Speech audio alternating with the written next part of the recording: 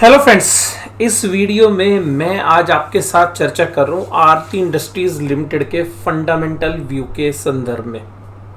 सबसे खास बात क्या है आरती इंडस्ट्रीज में, देखिएगा ये एक अपडेट हमने आरती इंडस्ट्रीज के ऊपर डाला है जो कि कल रिजल्ट आने के बाद हमने देखा कि हम ये देखना चाह रहे थे कि बाजार कैसे रिएक्ट करता है इस रिजल्ट को।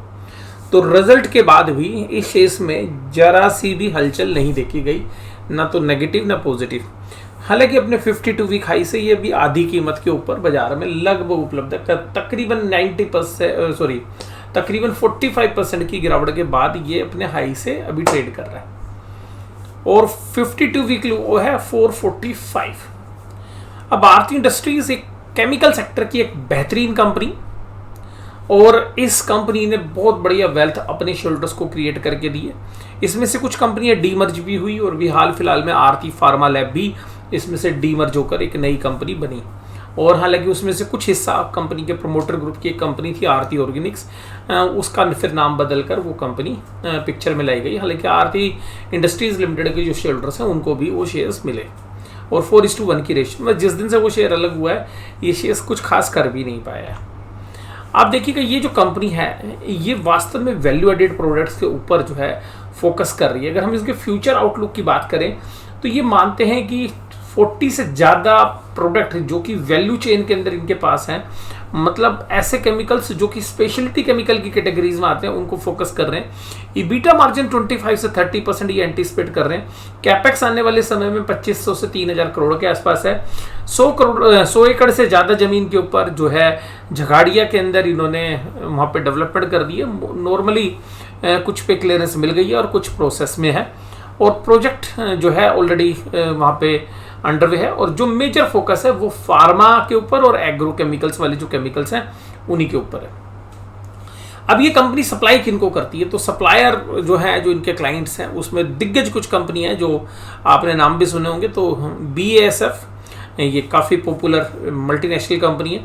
उसके अलावा इंडिया में NSE में लिस्टेड कंपनी UPL है। इसके अलावा एक जानी मानी जापानीज कंपनी सुईमोतो केमिकल्स है, एक बेहतरीन कंपनी बेयर क्रॉप साइंस है और बहुत सारी कंपनीज हैं। मैं उनका सबका नाम लूँगा तो बहुत मतलब लंबी बात हो जाएगी, तो वो सारे नाम आपको स्क्रीन पे नज़र आ रहे हैं। और ड्यूपॉन्ट भी है, ड्यूपॉन्ट भी एक बेहतरीन कंपनी है।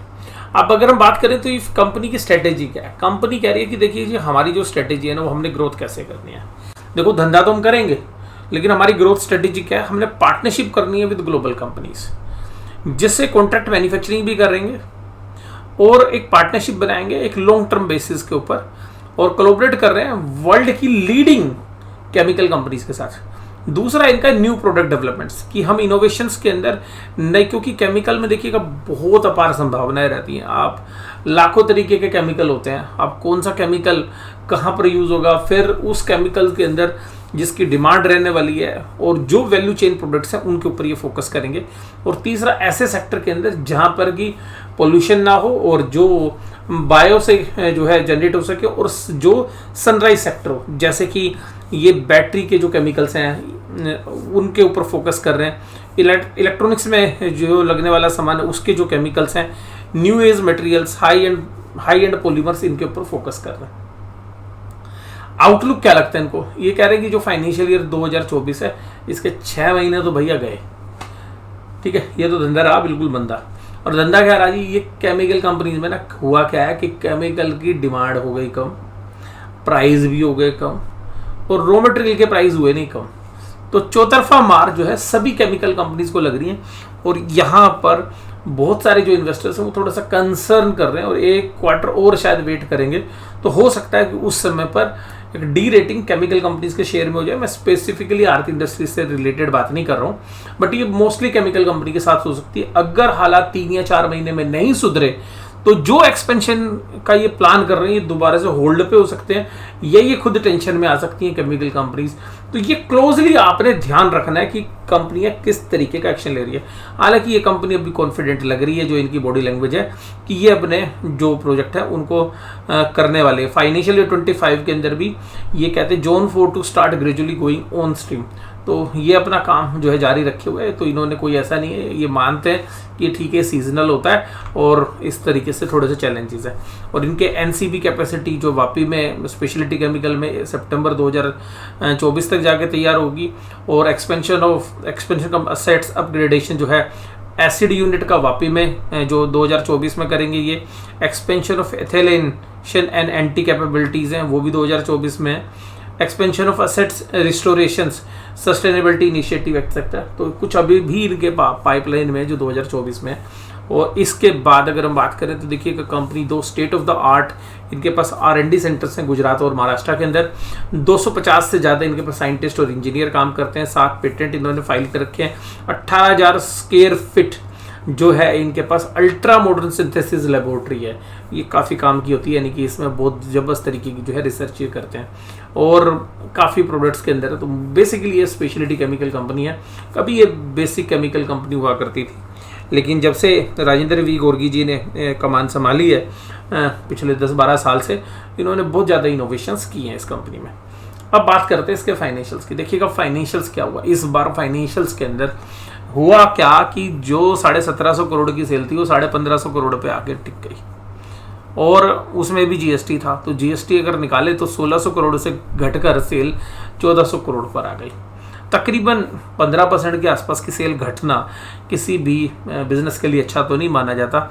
और ऐसी कंपनी ऑपरेटिंग लीवरेजेस काफ़ी हाई होते हैं, क्योंकि देखिएगा ना तो फैक्ट्री का रेंट या जो डेप्रिसिएशन है या एम्प्लॉयज़ हैं उनको तो आप कहीं नज़रअंदाज कर नहीं सकते। तो बेसिकली जो मैन्युफैक्चरिंग कंपनीज हैं उसमें जो ऑपरेटिंग नेचर के खर्चे होते हैं वो ज़्यादातर फिक्स नेचर के होते हैं, तो वो खर्चे नहीं घटते, बेशक से आपकी प्रोडक्शन घट जाए आपकी सेल घट जाए। अदर एक्सपेंसेस का जो फिगर होता है उसमें दोनों का कॉम्बिनेशन होता है, वेरिएबल भी और फिक्स्ड नेचर के भी। वेरिएबल खर्चे वो खर्चे होते हैं जो सेल्स के बदलने के साथ बदलते हैं, सेल बढ़ने पे बढ़ जाएंगे, घटने पर घट जाएंगे और उसी के साथ वेरी करेंगे। फिक्स्ड नेचर के खर्चे वो होते हैं जो सेल के बढ़ने के साथ ना तो वो बढ़ेंगे ना घटेंगे, वो फिक्स रहेंगे। तो इसको जो फिक्स्ड ऑपरेटिंग खर्चे की वजह से सेल बढ़ने की वजह से जब इनके प्रॉफिट्स बढ़ते हैं उसको ऑपरेटिंग लीवरेज का पॉजिटिव इफेक्ट बोलते हैं। ऑपरेटिंग एक्सपेंस को ऑपरेटिंग लीवरेज से कोरिलेट करते हैं, और अगर वहीं पर अगर आपकी सेल घट जाए तो वो ऑपरेटिंग खर्चे आपके प्रॉफिट्स को भी कम कर देते हैं या कभी कभी प्रॉफिट्स को लॉस में भी कन्वर्ट कर देते हैं। तो ये स्थिति रहती है। तो इस कंपनी में ऐसा कुछ ज़्यादा देखने के लिए मिला या नहीं मिला ये हम चर्चा करेंगे। तो यहाँ पर देखिएगा इस कंपनी में सबसे जो खास बात रही वो ये रही कि जो ऑपरेटिंग खर्चे हैं उनमें अदर एक्सपेंसेस वाली जो फिगर्स है वहाँ पर ये तकरीबन जो है 62 करोड़ के आसपास कम कर पाए। तो क्योंकि सेल घटी तो खर्चे घट गए, इसने थोड़ा सा इनको रिलीफ दिया, लेकिन बाकी जगह रिलीफ नहीं मिला। एम्प्लॉय का खर्चा 91 करोड़ था वो 101 करोड़ हो गया, और फिनेंस कॉस्ट भी 44 करोड़ थी 40 करोड़ हो गई, और डेप्रिसिएशन एंड अमोर्टाइजेशंस की खर्चे भी बढ़ गए। तो हालांकि ये नॉन कैश आइटम्स हैं तो इसमें कैश नहीं गया, बट जनरली एसेट्स तो आपकी डेप्रिशिएट हुई हैं, और प्रॉफिट सीधा 167 से घटकर 73 हुआ। तो एकदम प्रॉफिट का इतना कम हो जाना बाजार को थोड़ी सी टेंशन तो देता है, लेकिन बाजार इन चीज़ों को पहले डिस्काउंट कर चुके क्योंकि प्राइस ऊपर से काफ़ी टूट चुके थे। अब अगर हम बात करें ईपीएस की तो 3.78 रुपये की ईपीएस के सामने 1.96 रुपये, और ये business quarter on quarter basis नहीं होते हैं, ईयर ऑन ईयर ही, क्योंकि ईयर ऑन ईयर ही आप एनालिसिस करेंगे, क्योंकि जो कंपैरिजन है वो सीजनल बिजनेसेस का आप कर रहे हैं। तो बेसिक और डाइल्यूटेड ईपीएस दोनों सेम है, और तकरीबन 2 रुपये के आसपास की ईपीएस पहुंच गई। और फॉरवर्ड अर्निंग्स में भी अगर बात करें तो पिछले साल की जो ईपीएस थी 15 रुपये थी, और कंपनी इस बार 15 रुपये भी पहुंचेगी नहीं पहुंचेगी थोड़ा सी चिंता की बात है। ये कंपनी जनरली 20 से 25 के आसपास की पी रेशियो पर ट्रेड करती है। अगर हम फॉरवर्ड अर्निंग्स पे भी बात करें तो हो सकता है कि आपको 4-5% तक का और इवन 10% तक का भी डाउनफॉल आने वाले समय में, अगर अगले क्वार्टर्स तक भी कोई इंप्रूवमेंट नहीं आती है तो हो सकता है अगले क्वार्टर के रिजल्ट भी अगर खराब आते हैं तो, या बाजार की कंडीशंस बदलती हैं तो कोई भी निवेश करे तो अपने फाइनेंशियल एडवाइजर से सलाह लें। अब या कोई भी बेचने का फैसला ले तो भी मैं आपको केवल फाइनेंशियल्स का आउटलुक आपको दे रहा था, और कंसोलिडेटेड बेसिस पे भी ईपीएस 1.93 है। मार्जिन्स पर क्या हाल रही वो अब चर्चा करते हैं आपके साथ। तो देखिएगा मार्जिन्स काफ़ी इंपैक्ट करते हैं जब आपके ऑपरेटिंग लीवरेज बढ़ते हैं। आपकी जो टोटल इनकम है, अब जो टोटल इनकम है उसमें एक्सपोर्ट का पोर्शन कितना रहा, पहले ये देखते हैं कि पिछले साल सेम पीरियड के अंदर 44% था, इस बार एक्सपोर्ट 42.9 है। यानी कि इंटरनेशनल जो मंदी है उसका असर भी यहाँ पर देखने के लिए मिला। ऑपरेटिंग जो मार्जिन है, ईबिटा जो मार्जिन है वो 16% से घट के 12.8% हो गए, और इसके अलावा ईबिट मार्जिन जो है 12% से घट के 7.1 हुए, और यहाँ पर जो असर आया है वो ऑपरेटिंग लिवरेज का है। जो ईबिट की मार्जिन है, ईबिट मार्जिन है यानी कि earning before interest and tax divided by sales, अगर ईबिट को सेल से डिवाइड करते हो, 100 से मल्टीप्लाई करते हो तो जो परसेंटेज आती है उसको बोलते हैं ईबिट मार्जिन। तो ईबिट मार्जिन सिग्निफिकेंटली रिड्यूस हुए हैं, और पैट का मार्जिन भी तकरीबन जो है 40% के आसपास गिर गया है, और वो ईपीएस में भी नजर आया। तो बाजार ने हालांकि इसको इतना नेगेटिव नहीं लिया क्योंकि शेयर प्राइस पहले से टूट चुके थे, पर हो सकता है कि ग्रेजुअली अगर अगले क्वार्टर तक भी इंप्रूवमेंट नहीं आती है तो मोस्टली ऐसे केसेस में 5% से 10% तक के फॉल आ जाया करते हैं। वहाँ पर जो रिस्क टेकिंग इन्वेस्टर्स हैं और जिनको लगता है कि भाई 3 या 4 साल के लिए इस शेयर में बने और एक्सपेंशन हो, और ये अगर फ्रूटफुल होते हैं तो मल्टीफोल्ड रिटर्न होती है, और अगर दिक्कत आ जाए, पैसा फंस जाए, तो फिर देखिएगा थोड़ा सा और लंबा समय भी खिंच जाता है, और फिर बाजार आपके पेशेंस को टेस्ट करता है, और इन्वेस्टिंग में ये होता भी है। अब अगर हम बात करें यहाँ पर रेशियोज में, कुछ रेशियोज की, तो देखिएगा एक रेशियो थोड़ी सी मुझे चिंता दे रही है, वो मैं रेशियो आपको बताऊंगा, वो है डेट सर्विस कवरेज रेशियो, जो कि 0.72 हो गई पिछले साल से घट के।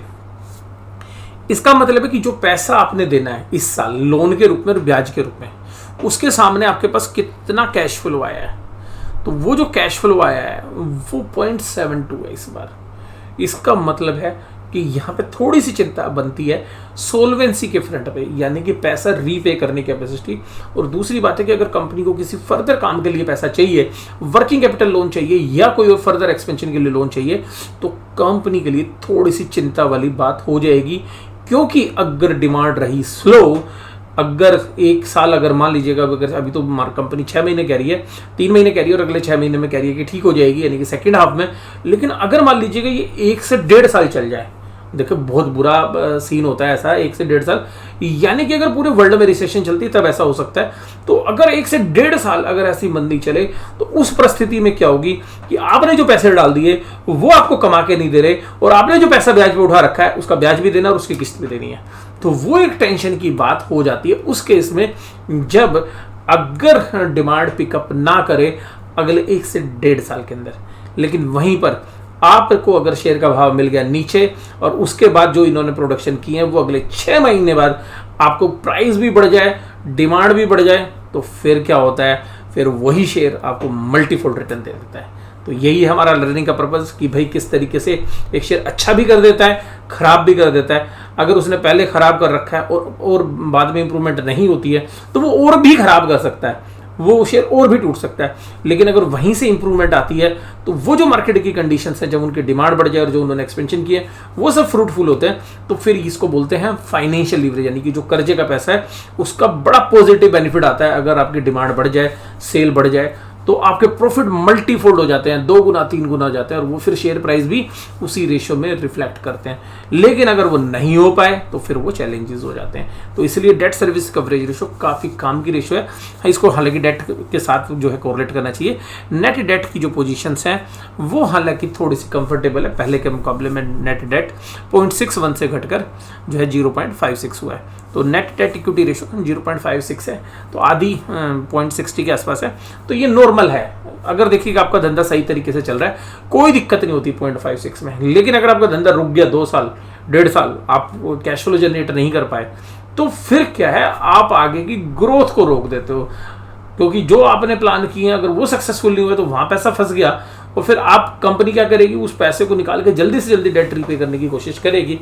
और अगर वो चल जाए तो फिर कंपनी कहती है भैया ये अपना पैसा पकड़ो, ये तो तुम्हारी कोई दिक्कत है नहीं, हम इतना कमा रहे हैं, तुम अपना लेते रहो और मुझे थोड़ा पैसा और दे दो, मैं अभी 2 फैक्ट्री और डाल रहा हूँ। तो ये होता है देखिएगा कंपनी के अंदर। तो ये सब चीज़ें जब आप समझेंगे तभी जो है निवेश के बारे में आपको ज़्यादा अच्छे से जो है समझ में आएगी। भाई इसमें कोई ट्रेडिंग का कोई लेना देना नहीं है, ये ओनली फॉर इन्वेस्टमेंट है। अगर देखें तो कंपनी के पास फिक्स एसेट्स हैं 6252 करोड़ की, और ईबिटा ग्रोथ अगर हम बात करें तो वो तकरीबन 15% रहा है रेवेन्यू में भी और ईबिटा में भी। तो कंपनी मतलब कंसिस्टेंट बेसिस पे 15% कमा रही, लेकिन शेयर का प्राइस ज़्यादा चला था पीछे। रीज़न ये था क्योंकि ये शेयर 6-7 के पी पर ट्रेड होता था, अभी 25 के पी पर, तो इसमें 4 गुना भाव जो हुआ है वो तो खाली पिछले 15 सालों में वो इस वजह से हुआ है कि शेयर्स की री रेटिंग हुई है।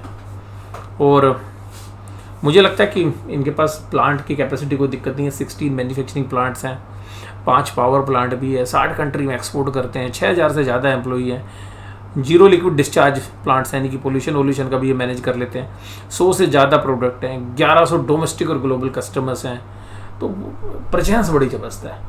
पर देखिएगा, मैंने आपको इसका रहस्य बता दिया कि भाई किस तरीके से केमिकल कंपनीज के अंदर चैलेंज आते हैं और कैसे उस चैलेंज के बीच में अगर बिजनेस इनके फेवर में होता है तो कैसे शेयर के प्राइस 3-4 गुना तक भी हो जाते हैं, और कैसे आपने ऐसे शेयर्स खरीद लिए और अब इन्वायरमेंट ठीक नहीं होता तो आपके शेयर्स के भाव पड़े रहते हैं, सुकुड़ते रहते हैं और वो चल के नहीं देते। तो वहाँ पर बाजार आपका पेशेंस चेक करता है, और जब ये बिजनेस टर्न अराउंड करते हैं तब देखिएगा सबसे अच्छा पैसा बनता है। अब मान लीजिए ये कंपनी अभी जैसे ख़राब कर रही है और मान लीजिए अगले 6 महीने और इम्प्रूव नहीं करती, और जैसे इंप्रूवमेंट करनी शुरू करेगी तब देखिएगा फिर शेयर के प्राइस किस तरीके से मूव करते हैं। मेरी कोई भी बाय या सेल रिकमेंडेशन इस शेयर्स पे नहीं है, हालांकि हमने शायद 1.5-2 साल पहले इसके बारे में कभी जो है स्टॉक फॉर द मंथ में चर्चा की होगी, या कभी कोई ना कोई वीडियो जो है मैंने इसके साथ शेयर की होगी। मुझे एग्जैक्टली याद नहीं आ रहा क्योंकि ये चर्चा शेयर हमने की थी, लेकिन उस चर्चा में क्या था वो मुझे भी एग्जैक्टली याद नहीं है। हालांकि हमने इसकी रिटर्न्स वाली वीडियो भी शेयर की थी, पहले भी 3-4 वीडियोज़ हैं, बट बिल्कुल लास्ट वाली वीडियो में क्या था वो मुझे एग्जैक्टली, क्योंकि तीनों वीडियो का जो है क्लब हो रखा है मेरे दिमाग में, तो आपको अगर ध्यान रखना है तो वो आप जो है नाम सर्च करके देख सकते हैं। वीडियो आपको कैसी लगी जरूर से जरूर मुझे कमेंट बॉक्स में बताइए। वीडियो देखने के लिए धन्यवाद। Thank you very much.